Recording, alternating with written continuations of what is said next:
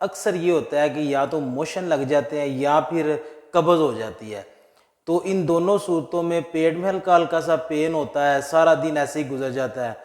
तो कुछ लोग इस्तेमाल करते हैं, कुछ टीका वगैरह लगवाते हैं, या इनो का साशे इस्तेमाल करते हैं, या हम जो है मेप्राजोल का साशे इस्तेमाल करते हैं। इस तरह का कोई भी फार्मूला हम इस्तेमाल करते हैं। आपको आज बेहतरीन हल बताने लगा इन दिनों में भी, और वैसे भी पूरे साल के अंदर आपको कोई भी प्रॉब्लम हो पेट के मतलब, तो आप ये बनाकर इस्तेमाल करें। 100% एक्टिव फार्मूला है, ये करेक्ट काम करेगा, इसका कोई नुकसान नहीं है। उसके अंदर आपने अरग गुलाब लेना है, शरबत संदल लेना है, और सिरका सेब या सिरका अंगूर, तीनों दोनों में से कोई एक।